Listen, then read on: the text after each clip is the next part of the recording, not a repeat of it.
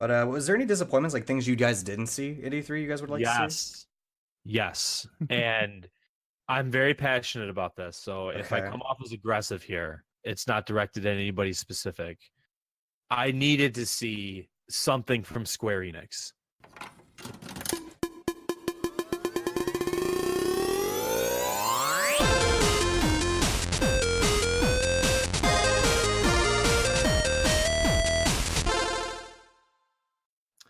Hello, and welcome to Insert to Join. I'm your boy, Inspector Jeff, and tonight I'm joined by Who's Your Boy, Jonathan, and Lupo to talk about the direction of gaming. As many of you know, E3 has come in like a hurricane, rocked us, left us with lots to think about. So tonight we're going to talk about where is the game industry going? What jumped out at us from E3? What are we most excited about? What are we maybe hesitant about? What's going on, boys? What's going on, Jeff? So E3, lots and lots going on. We had the Microsoft show the other day. We had the Bethesda show, which many people will say probably stole the show. We had some Ubisoft, maybe disappointing Ubisoft from what I was gathering from a lot of people. Last night, Sony came out blazing, and today, of course, Nintendo may have made a strong push for quote unquote winning. And one of the quotes that I want to start us off with tonight, I saw this on Twitter. I don't know who the source is, so I'm not going to put the person out there. But they said that nobody won E3. Gamers won E3. Yeah, I think that's what it's everyone says every year, right? Because it's always a good thing. Like more games is always a good thing. But yeah, man, I don't know. I think there's always been really good presentations this year. Yeah, I mean, but there have definitely been years in past for E3 where there was one particular company who decidedly was, king of the hill. The last couple years, though, it definitely does seem like it's been a gamer's win instead of a company win. So, I mean, like for myself personally, I'm not really looking forward to a whole lot coming out of E3, but there were some games that I was expecting that didn't get maybe the full announcement that I was looking for. So you got Skull and Bones, which I have been watching for at least the last year and a half. Shadow of the Tomb Raider and Last of Us 2. Those were my big three coming out of E3.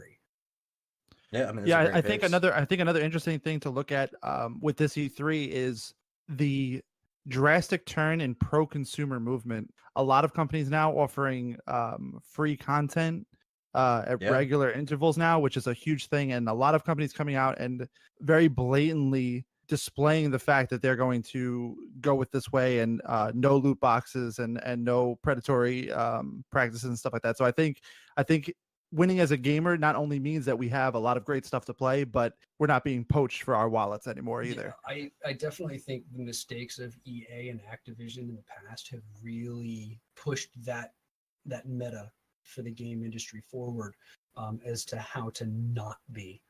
Yeah. No, I absolutely I agree think so, 100%. man. I mean, after the whole Battlefront 2 debacle leading into man, what was it? There was another recent controversy that got amended. And I can't it was For Honor before Battlefront 2, and then something recently came out. Well, Destiny always been getting scrutinized. That never helps. Yeah. But I think with the announcement of Battlefield 5, EA really took everything by the horns and said, we're not going to do any of that stuff, and also COD Battlefield 4 or Black Ops 4. Yeah, I mean they started it, and then Battlefield came in and said the same thing. I'm sure it was already planned. I'm sure it wasn't in response to anything. But I mean that's what I was telling everybody, man. Like I think it's what I want to call the Fortnite effect. Like I don't think these are things that would be in practice now if it wasn't for Fortnite proving that you can dominate the industry and have a free game or free practices in place that are consumer friendly. Yeah, I agree. Yeah, I mean going back to what you're talking about for like For Honor, there were people that went back and did the math on that. Yeah. Over $800 worth of micro purchases. Oh yeah, it was horrible. It was exclusive micro purchases. Like the highest tier. Yeah. Skins. Well, it's funny. It's funny you say that because like my biggest thing, one of the biggest games I'm following right now is Anthem, who are obviously going to be published by EA, and EA is probably the worst historically with a lot of these things. And someone had brought up the fact of Sims 4 to acquire all the items in Sims 4 was $74,000. Wow. That's Right. $74,000 See, to that's acquire insane to me, all the but I collectible mean- items in the game, which for at that point it's 100% cosmetic type stuff. It's this particular hair or these particular clothes, and what that was your main focus of what you were collecting, but it was all out of pocket money. There was no way to earn that in the game. And I think that the turn now is, more a consumer friendly focus, which is a great thing to see. But the numbers are astronomical if you're looking at top end, and knowing that they're looking to change these things moving forward. All companies are looking to change that is a great thing for all consumers. Oh yeah, for sure, man. So like, other than consumer friendly practices and COD and Battlefield being BRs, what else is there any other BR games that were announced? I mean, Realm Royale's new, but it wasn't really an E3 announcement. But is there anything else we're missing? Like, as far as like battle royales go? I think as far as like large announcements for battle royale, and we're not really looking at garage companies. But yeah, I think Battlefield was the only big name one that was really announced at E3. Yeah, and honestly, like, I was a little surprised that there weren't more, man. Like, people were gonna say this is like the year of battle royales, and we only have 2 extras, and then like a third one happened to come out the same week. You know what I mean? Like, I'm very surprised. I feel like more people would have jumped on the bandwagon, because like in my case, I was always comparing battle royales to like team deathmatch, and like when COD made team deathmatch really popular, it was everywhere. Every single game had a variation of team death, and that was it. But what would you like? How do you feel about the fact that Boss Key they put out their version of a battle royale, and within weeks it was taken down because it wasn't very successful? So, well, actually, what kind of impact, I don't think what kind of impact did that have on everything? Well, to be honest, I think that game failed for previous issues. I don't think that game failed because people didn't like it. Yeah. I'm sure, but I do think that the market's a little bit saturated as far as the battle royale practices. That the next 2 biggest first-person shooters are going to have it in their games, Call of Duty and Battlefield. And now, you do have Realm Royale, which they have been testing the game mode in Paladins for the last few months, but now they're going to have a dedicated way, a more balanced way to instill that in their own game. So I think if people are trying to get on the trend now, they may be a little bit late. Maybe. I mean, I definitely agree. Like, well, yeah. I mean, they've right. definitely got an uphill struggle in front of them if they want to try and go for some sort of a battle royale. But I don't think it's impossible. Yeah, I guess my argument was like, I'm surprised there isn't more battle royales available on console. With Realm Royale, they've definitely taken a very different approach, where you've got classes and abilities within these classes. So it's not just the same people with the same type of weapons you have. I mean, this is a very, very different look at it, and it's got potential. It's just a matter of whether it can really grab the foothold and go with it. And I think that's the problem. I think that for a battle royale, it's too complex. People want to just go in and shoot people. Yeah, and like Fortnite brought that building aspect, and a lot of the people that don't like Fortnite don't like it because of the building. Whereas your PUBG, your H1Z1, it was just pretty much loot and gun and win. Now maybe these big companies are going to start to bring different elements to it, but I have not played Realm Royale. Hearing about it, seeing some people play it, like it seems to me like it's just a little too complex for it to become the next Fortnite, which I think is also the problem. Is there really going to be another Fortnite? And I think the answer is no. I don't think I would have to. I don't think there's gonna be something on the level of Fortnite, but there's definitely the opportunity to take some people that might not like all of the different aspects that Fortnite has. Like a lot of people use the building as a negative. It doesn't fit their play style. It's something too complicated that they don't want to learn or whatever like that. And they might see the other ones and see it as a positive. But I definitely agree with the fact that I don't think Fortnite's going to be dethroned anytime soon of the top battle royale. Yeah, I think there's a long way to go. I mean, it's just and like they got so many good things going for it. Like, I mean, it's free to start out. Then it's on every single platform, literally now, thanks to the new Nintendo Switch announcement. So I mean, it's the most available game by far. So until anything comes into that regard, like at this point, like you're gonna see probably some people in that stereotype leave for Battlefields and Call of Duty simply because they have the player base that is interested in that sort of thing in those series. but it's still not available everywhere. And crossplay, as far as I know, hasn't been announced for any of those platforms. And crossplay is also another huge sale. I mean, even today, I set up my Nintendo Switch with the exact same account I use on PC and Xbox and mobile, so it's all transparent. So I just think Fortnite has too many things going for it, right? That are those consumer-friendly practices that are really setting the tone and making everyone rethink their policies. Like, should they all be consumer-friendly? You know what I mean? Or how can they be more consumer-friendly? So that's going to bring me to one of the main points that I wanted to get tonight, and that's talking about, the games that were showcased at E3 this year. Again, battle royales are the big ticket right now. A lot of cool shooters coming out, a lot of multiplayer games. One of the things that really surprised me last night by Sony was that all of their big games are single player games. The Last of Us 2, Yeah. Ghost of Tsushima, for as much as we know, it's going to be Stranding. single player. Death Stranding is going to be. Now, there are rumors that there is going to be some sort of PvP with Death Stranding, but we obviously don't know a lot about the game. But again, it's again a single story mode. Yeah. And that's sort of the big thing. And interesting enough, and this wasn't in Sony, but look at a game like Fallout. Now, I'm a huge Fallout guy. I've been a big Fallout guy since Fallout 3 came out.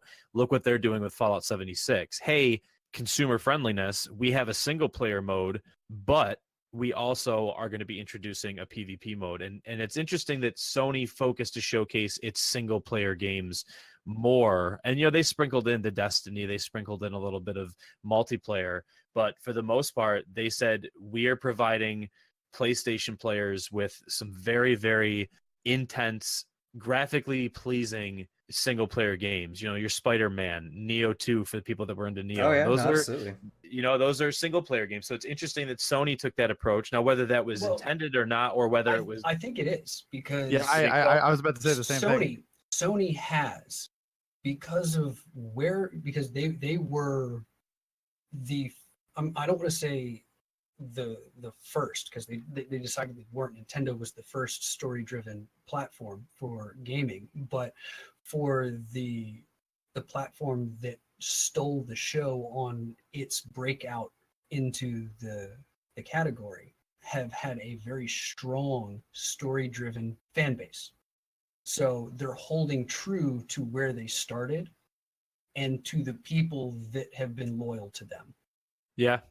Yeah, I mean, like, people love God of War. Everyone's eating it up. I mean, Jeff said he was playing it tonight. Like, that's where people are happy right now. They have exclusive rights to some Call of Duty. They have some exclusive rights to Destiny.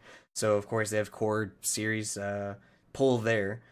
Yeah. So I really think, like, it's a smart move on their part. Like, if everyone's going the multiplayer route, why not double down and stand out in the single player regard?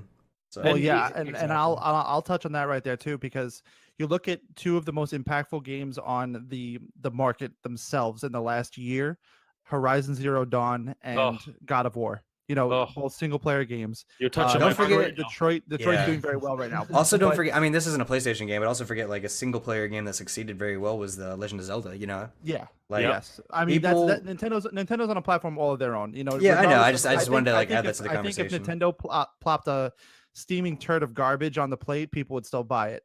But that's just my own opinion. And I'm not calling Zelda a steaming pile of garbage, because it was a very beautiful game. I didn't play it personally, but I've watched enough of the game to really tell that it is a well-crafted game.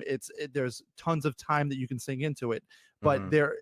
Nintendo fans are on a whole different level of fanboy than every other they're platform. extremely loyal. Yeah. Oh, I agree. But I agree. But I think, do you before we think go- before we Before we move on PlayStation? to the next topic, Yeah. what I wanted to say is that Microsoft has built their platform over the last 2 years on being able to play with your friends. So if that's their angle, Sony is doing the very smart thing by doubling down on the single player market. Yeah. So, Xbox has predicated on wanting to play wherever your friends are. So if your friends are on Xbox, your friends are on PC, you can play almost all of their first party titles cross-play on, via the Xbox app for PC and Xbox. So I think it's a super smart move of Sony right now to double down on that single player experience. Yeah, I agree, man. I mean, stay at Yeah, home with where you 100% can on stand that. out. Absolutely. But So, what I other mean, trends do we see this year, guys? I mean, there's battle royales, a few cases.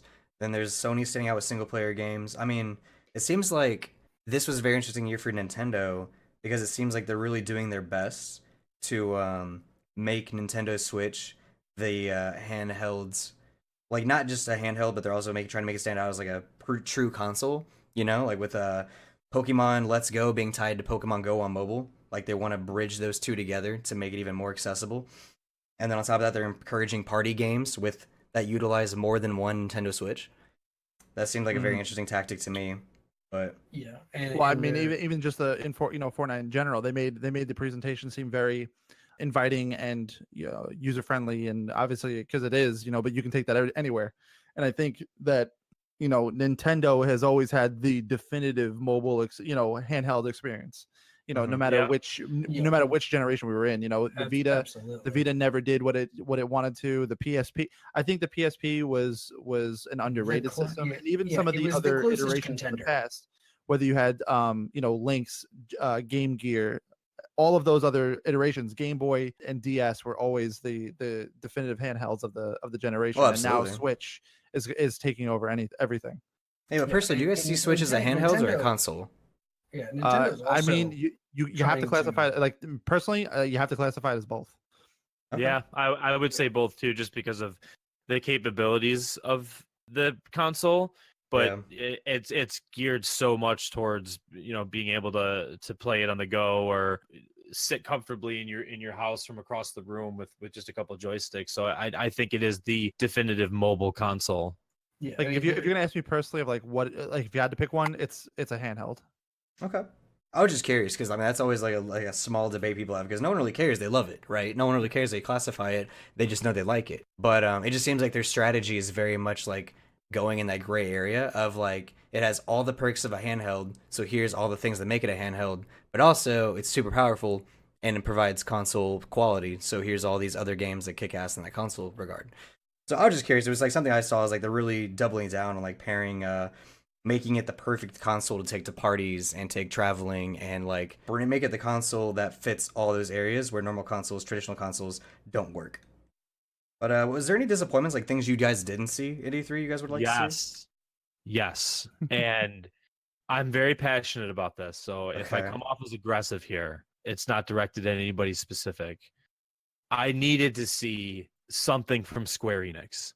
And they really, really didn't provide anything. I was about to say like E3. Well, I was gonna say earlier, or end it either way. I was gonna say really strong presentations, no one disappointed, and then you brought up the one smudge that I felt like just didn't live up to all the hype they could have provided. Man, I mean, we're talking Final Fantasy VII remake, no one talked about, right. And then we got Kingdom Hearts 3 that they barely like teased little things. Do not bring up Final Fantasy with me and Jeff. Really? Bad news bears. There's bad blood there for us because of what they did. Oh, really? So Final Fantasy VII to me, and I was actually talking to this with a buddy last night after Sony. Final Fantasy VII is the game that instilled in me the passion that I have 25 years later. Correct. Like Final Fantasy made me appreciate storytelling. It made me appreciate character development and all that stuff, and I put so much time and effort into that game, and the entire time I was growing up I would always go back to that game if I could. I remember when I could first download Final Fantasy VII on the PS3, and I was like, I don't care that it's 8-bit and it's terrible and I just want to play it. Like this is so awesome, I'm reliving it, yada yada. Growing up I wanted a remake. So the fact that we're looking at 3 years now since they've originally announced it. Is that how long it's been? It was E3 of 2015 is when they first teased it. I'm gonna be honest, I thought it was like maybe a year. I didn't really even know. No, they 3 years. They teased it before that. Yeah, so, I mean, it seems to be an ongoing trend now with Square Enix games. 4 years since they very first teased it, because at the 2014 they talked about it. They said they were working on it, but they didn't have any type of a visual display for it. 2015, they had gameplay. Well, not exactly gameplay. They had the opening scene as you're coming down through the slums and into Midgar. Like they had the opening sequence redone, and you see the Buster Sword on Cloud's back and all that. That's what they presented at 2015, and it got everybody excited. And then they scrapped the entire 3 years of work that they had done for disagreement reasons in the company, and they're starting from the ground up again. Yikes. Yeah, So that sounds like I a mean, nightmare. I would have liked to see something from Square Enix. Now, some people are saying that they may be holding out for the Sony conference because it is rumored to be a PlayStation 4 exclusive. That was today. Um, Sony's was today. It no, was. yeah, I okay. Then maybe they were talking about a different sort of. I mean, I don't know what's in line I for don't the know if next week. All I know is like Yeah, I Sony don't had know. their conference today because they were like teased out new Destiny stuff, and they teased out like The Last of Us 2 Part 2 stuff. Yeah, right. So like there was, yeah, I mean there may be another segment they may be holding out for because I know To be like completely honest with you, there are, if you look at like the schedule for the rest of the week for E3, I mean, because there's still 2 more days worth of stuff. Mhm. There are secret panels. They're calling them, and I'm doing air quotes that you can't see via podcast. What do you mean? Oh, I can see them, Lupo. Secret panels that they're not announcing until a few hours or the day before the panels themselves. So you never know what these could be because obviously they are doing a lot of different things with trying to avoid any kind of overhype for a lot of things. Like look what Fallout did a few years ago, Fallout 4, and now Fallout 76 this year. Like we learned about Fallout 76 like what 3 weeks ago, and this week they said, all right, it's coming November. What? That's like a few months away, you know. So Yeah, didn't they do it last time with Fallout 4? Like I they think the announced it long E3. play is never the way to go.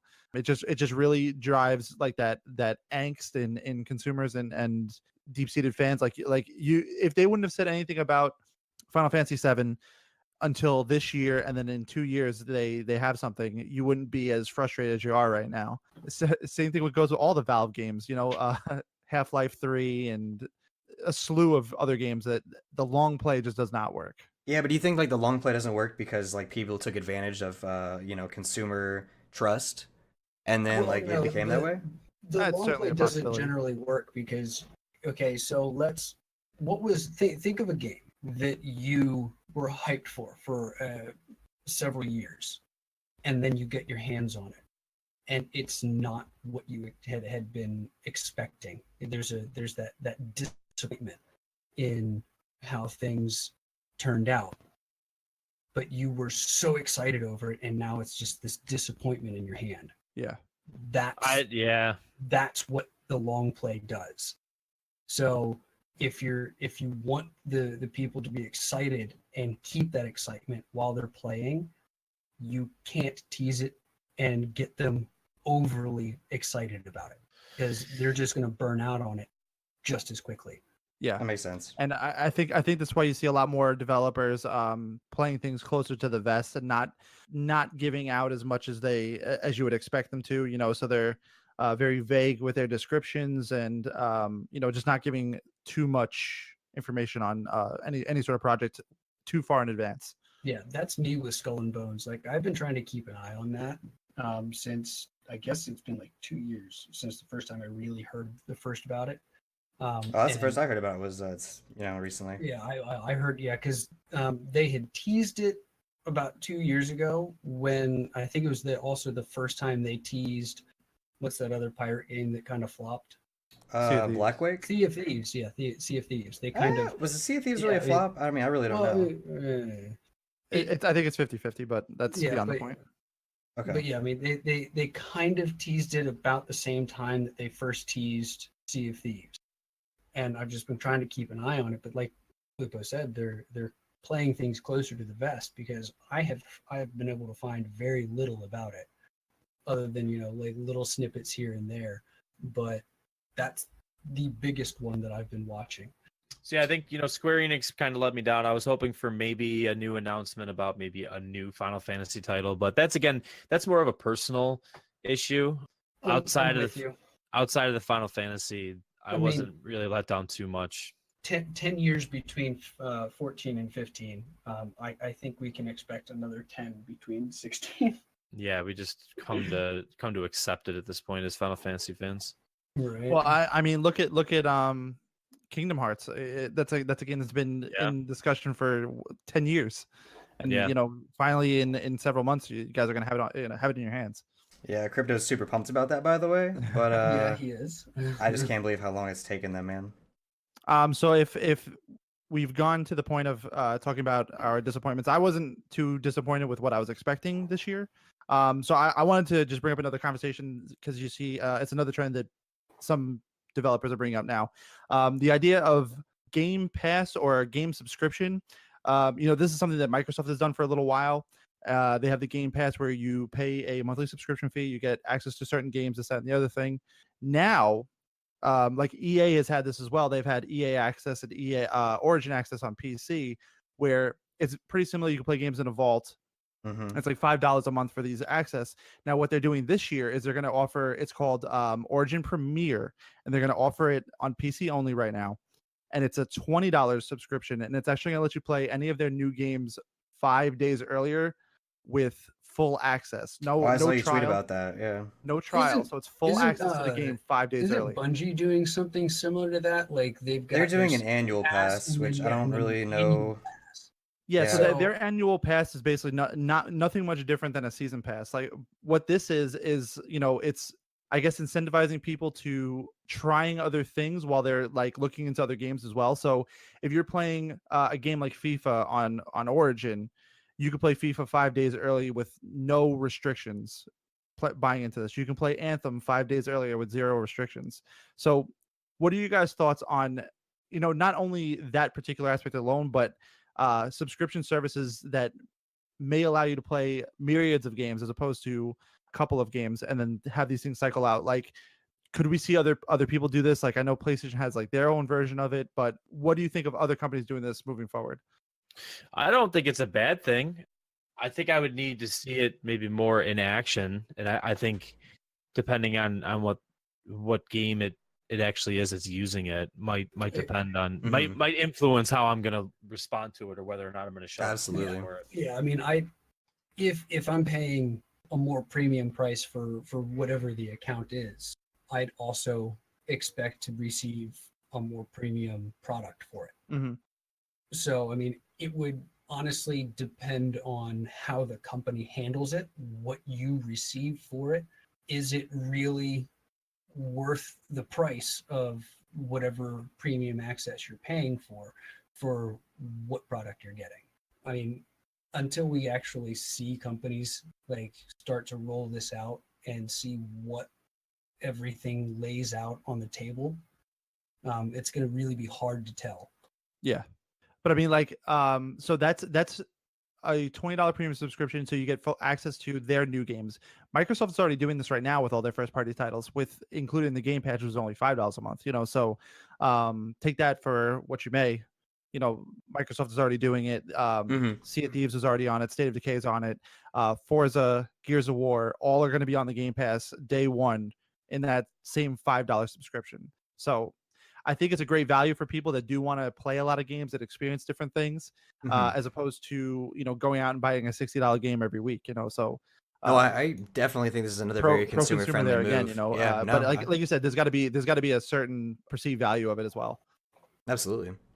Yeah, I don't know, man. It's been a very interesting E3 as far as like going to be a personal thing because, like, okay, let's go with Origins, because I do know a lot of the games that are on there. I have Origins. Okay, if there are not a lot of EA games that I actually have an interest in, with the exception of Mass Effects minus Andromeda, and maybe Anthem when it comes out.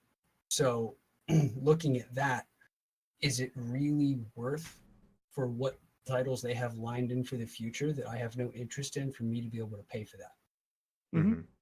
So where EA, I might be more likely to, if there were, it's really a personal thing, I guess. Oh yeah, I agree 100%. I mean, I just brought it up because like I'm super excited for it because I couldn't decide whether to play Anthem on PC or Xbox first, and now I know that I'm playing on PC first because I can play it 5 days early. So that's something I'm jazzed up. There for. you go. Yeah, hell yeah, man. That's the move. But see, like, there you go. Like, you just decided your primary platform of choice based on these pro-consumer movements. They did. Patrick Soderlund did, Yeah, exactly, man. So, like, that's where I'm saying, like, I hope to see more actions like that. But it's that same regard that you say pro-consumer stuff and, like, that value. I don't know. It's just like a... It's not for everybody. It's just going to be interesting to see, like... a premium thing. And, not every tier of, price that a company's going to offer is for every person. Oh, absolutely. Yeah, I'm just curious like how long this movement is going to last. You know what I mean? Because you know, it wasn't too long ago that like the trend was the base game that was put out to the public was the only game you got. Then we got patches and DLC and season passes and etc. And now we're, you know, in a generation now where people are trying to do more like free content put out in the world to keep their game alive and keep the player base together and etc. And now we have, you know, this where it's pro consumer stuff where you get early access for being a loyal customer in their products and you know get these extra benefits. So I'm just curious, you know, like, do you think that sort of trend, like, are we at a point now where this is just going to be the new norm, or is this just going to be the next fad? Like, that's where I'm wondering is like, where is that tipping point, and what would it take for that to be like determined? Like, if it's going to be status quo or just a fad? I mean, I think that it has a potential to be a successful marketing strategy. Yeah, and I think that's what we're seeing Um, now is like that's what everyone's going and for. They want a good yeah, reputation as at a corporate level.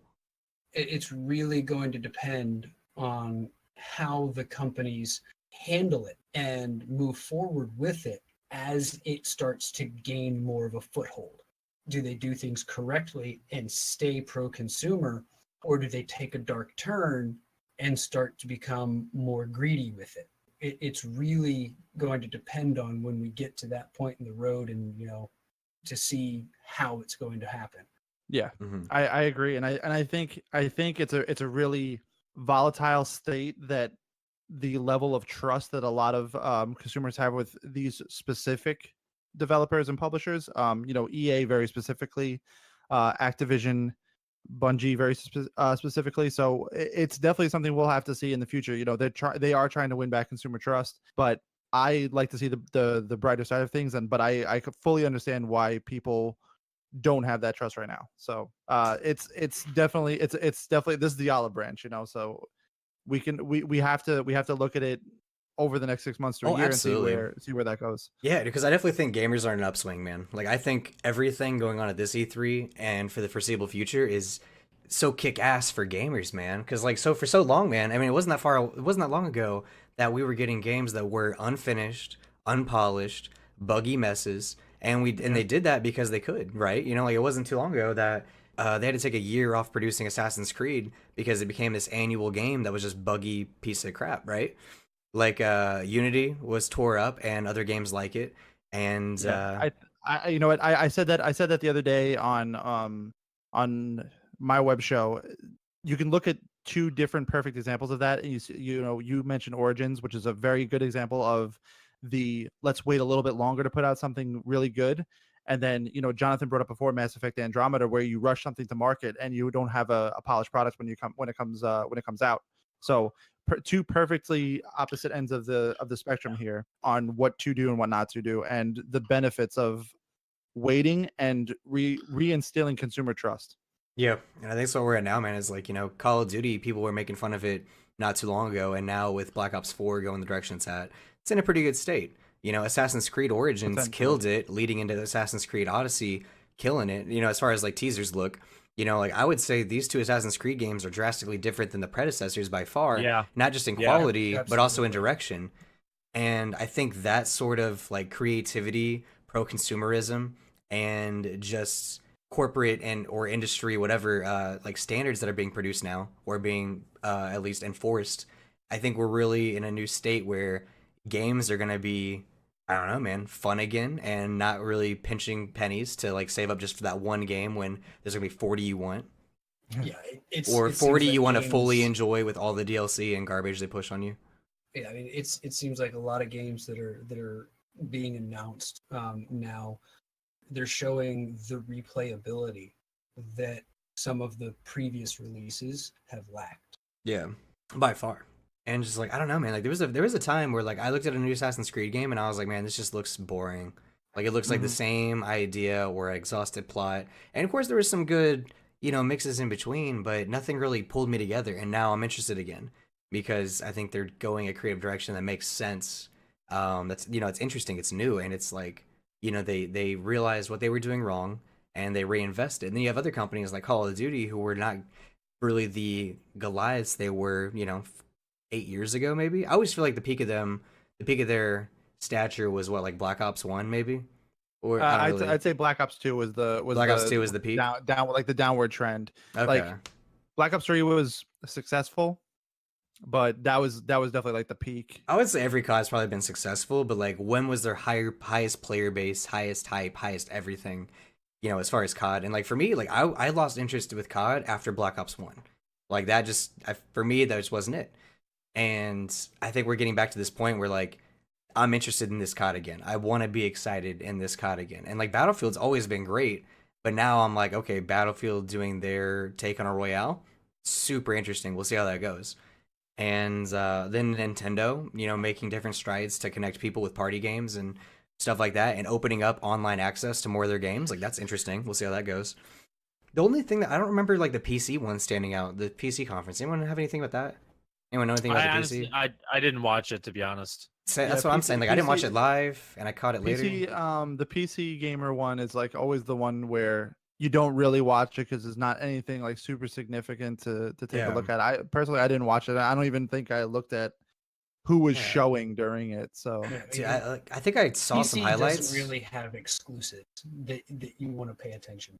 Yeah, like I think I don't really know if I saw like any exclusives. I mean, I'm sure I saw exclusives, but I think they're like indie game exclusives. You know what I mean? Like we're not talking. I was about to say that is that I don't think there's like that AAA in PC game that people are just like, this is what I'm waiting for. You know, I think there's a lot of little games that people love. You know, particular studios that they wait for games, and then like I met somebody who is very interested in Star Citizen, and like the idea behind that game is just like intriguing the hell out of me right now because it's the highest crowdfunded game ever on Kickstarter, and they keep pushing the game back because it's so damn expensive to make that they don't have like they're constantly looking for more ways to make money. There's going to be a first person story adventure type of game. Isn't that the game where people are paying money, like real money, to reserve artificial lots of space in that game? Yes.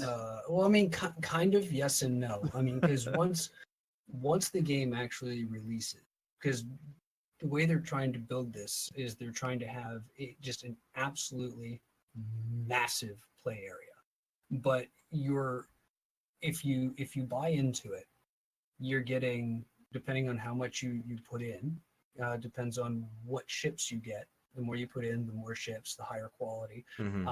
But you're gonna need somewhere to put it because there are bases that you can call your ships from. But I mean, you are effectively you're building your plot of land in the universe by backing the game. So once it releases, you don't have to pay anything else unless you want to.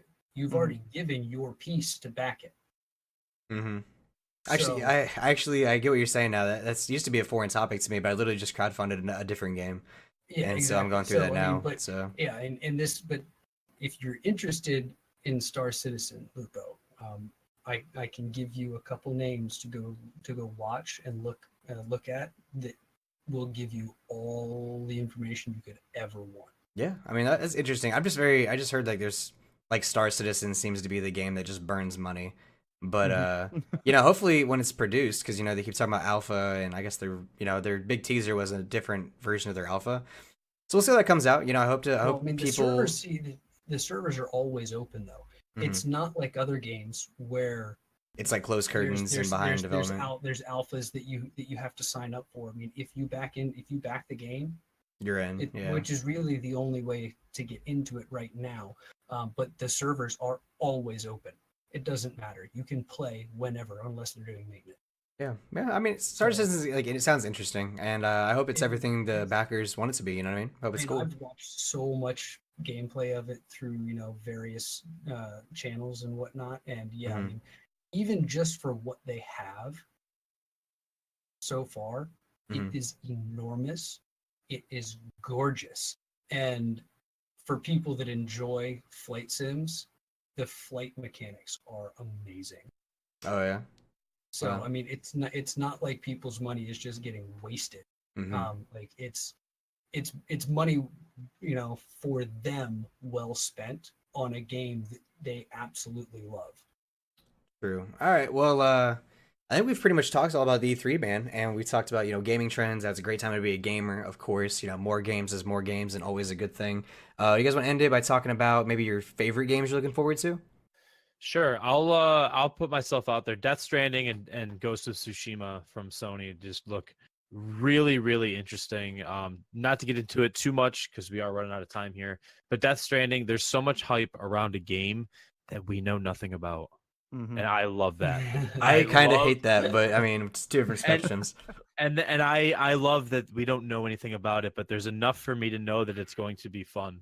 And I am a Kojima fan. And Ghost of Tsushima just, from what I've heard leading up to these reveals here, and this is just rumor, there's no confirmation here, it may play similar to like a Witcher, but in like a feudal China samurai age. So those are the two I'm looking forward to the most. Actually. Yeah, definitely interested. We just I don't know. I need to know more about Death Stranding personally. That game just seems like it's so mysterious that's the cool part about the game. That once you find out what it's about, it might be disappointing.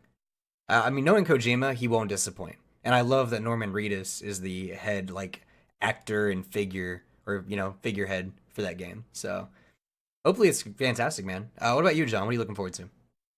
Personally, I mean, one of the thing that I'm looking for the absolute most is got to be Shadow of the Tomb Raider.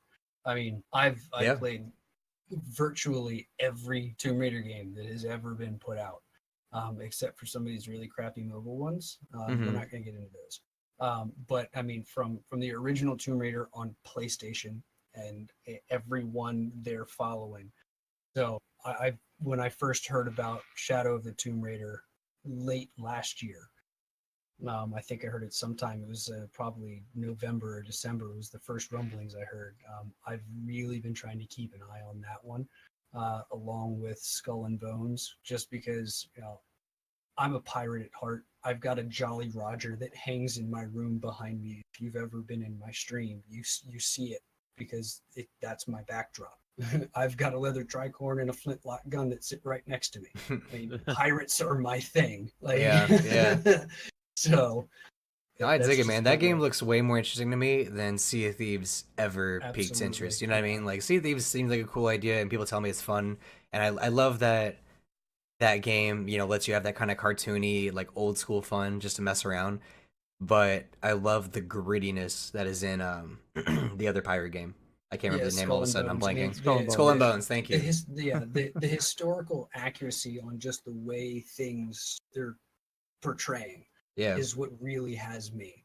I mean, because I was like, well, Sea of Thieves, that's really cool. That looks interesting. Yeah. It's pirates, of course. To be honest, dude, and then the conference followed it with Skull and Bones, and I went, oh, that's the one. Yeah. Skull and Bones, it piqued my interest, but honestly, now thinking about it, I think it has a Dark Zone feel to it, like a Division Dark Zone feel, because you have to. There's a risk, right? Of there's a chance that you need to help each other or you 100%. Can hurt each other. So I think that Dark Zone aspect applied in a different space that really has my attention, because I wanted Division to be great for me. Division was fine. I don't think it was a terrible game. It just wasn't what I thought it was going to be necessarily. Agreed. But yeah, we'll talk. I can talk more about that when my turn comes up. But what about you, Lupo? What are you thinking? All right, so I'll start with my runner-up, and my runner-up was Bethesda Starfield. I really wanted to see a little bit more of it, but the idea of a Bethesda RPG in a science fiction setting, Fallout is loose science fiction, more post-apocalyptic, but to see more of a science fiction style Bethesda game is what I really wanted to. I was hoping to see more of it, so that's my runner-up. But obviously, my main game that I'm looking forward to is Anthem. BioWare has been my favorite, video game developer for the last almost 10 years. So been waiting for this game since they announced it or showed it for the first time in 2014. So that's my everything. I've already pre-ordered my copy on Xbox and I'm ready to go. So very excited for that. Hell yeah, man. I was about to say, knowing you're so invested in Anthem, I really want to talk to you later about, the ways going forward. And, of course, Starfield seems very, very interesting. It is, really the trifecta for Bethesda, though, I think. They have the medieval stuff with Skyrim, or Elder Scrolls, sorry. And then they have, the apocalyptic side with Fallout, and now they're capitalizing on the, exact opposite of both those, where it's, space sci-fi themed, which is super interesting. So knowing them, they're gonna kill it. I'm with you. I wish they teased more Elder Scrolls and they teased more Starfield, but they're Bethesda and they don't have to. So, but yeah, me personally though, man, I'm still very interested in Sekiro. As someone who is a terrible Dark Souls player and terrible Bloodborne player, I still love watching these games, and I want to, I still on my bucket list to beat all of them eventually. So I'm gonna give this one a try too. But Sekiro, Shadows Die Twice, super interesting. Smash Bros, always. Like I still can't let go of that little part of me who used to get all his buddies together from the neighborhood and play they in did put, 64. like, every character in that game, like Solid Snake's in the game. Yeah, I'm glad they- Snake's they- back, man. Yeah, because they literally put every character. Yeah. that has they even ever put been Pichu in there, dude. any- Pichu was like a one-off character, and they put him in. Like they really went in on this one, and I could not be, more thrilled about it. My only thing though is I've wondered if they've put on so many people in the game that it's going to be more difficult to add new people in. Because like with this whole new age of tuning and patching and everything, and I don't really know how they handled the last game, as far as like patching and tuning and because traditionally fighting games have a lot of like reworking, right? Like there's always like in fighting games they usually tone things down around like special moves and counters and etc. So I wonder if Smash has a history for that. I've never really done my research on that. Not really. I mean, If they like tune them and like fix the counters, like if someone's OP, do they nerf them? And like when they bring in a new character, do they need to tune other characters around that character? You know what I mean? Like it's just the whole weapon balancing side of things that this era is kind of known for. I don't know if they're gonna do that with Smash Bros. But I'm curious, man. I mean, I'm very interested. Smash I'm gonna get it Bros. Was regardless. Usually, like at release, just The game you get's the game you got, and that's just Yeah, well, yeah, I mean, because it was while you have a special technique that you do, everybody's does the same style or the same damage or whatever. Where Smash Brothers really came in and you had your advantage was the weapons you were able to pick up. Yeah, I don't think they do weapons in competitive play though. Like I don't think they have any items or anything. But I get what you I mean, mean though. that- Like that that's was- the real that was- creativity of it all is the assist trophies, the Pokemon Pokeballs, the final moves, things like that. Like that's where like someone like me is gonna have the most fun is like those special abilities, those extra things to fight with. You're putting all these crossovers that never fight each other. Like you're gonna have Pikachu and Bayonetta going at it with Metal Gear Solid and Luigi on the side. Like it's just those crossovers are ridiculous to me, and I love it. So speaking of Pikachu, Pokemon Let's Go. Kind of want to see more of that. Like old school part of me wants Pokemon to not suck, and I want a reason to play it, but we'll see. But I don't know, man. I'm still a big fan of the BR hype. So everything else has my attention, but I don't think I really, outside of Sekiro and Smash Bros, I don't think anything really has me super pumped. So those are my top two, I'd say. So thank you guys for tuning in, though, to Insert to Join today. Be sure to follow us at inserttojoin.podbean.com for more of our previous episodes or future episodes and so on and so forth. We have the YouTube channel, youtube.com/inserttojoin. Then Inspector Jeff, you want to start us off with your social media, man? You got it, man. You guys can find me on twitch.tv and on Twitter at Inspector_Jeff. That's INSPECTRE_Jeff. Perfect. And Jonathan? I mean, you can find me on Mixer. It's Infected Ground Zero, INFCTDGRNDZRO. I know that's a mouthful. It's just Infected Ground Zero with the only two vowels of the I and the O because I was too poor to buy any others. And then how about Omni Lupo down there? You can find me on Mixer, Instagram, and Twitter at Lupo to the rescue, being the number 2. Perfect. And then I am Hoosier Boy. You can find me everywhere as either Hoosier Boy or Hoosier Boy Mixer. Thank you guys again for tuning in, and I hope you guys enjoyed the conversation today. I hope you guys have games you're excited for in E3. Of course, it's not over yet. There might be more to talk about next week leading into it. Let us know your thoughts below in the comments below. Let us know. Reach out to us on Twitter with the hashtag AskITJ, or just tag us because, we're friendly and we're not super busy all the time. We can probably reply to a few comments here and there. But thank you guys for tuning in, and next time, will you insert to join?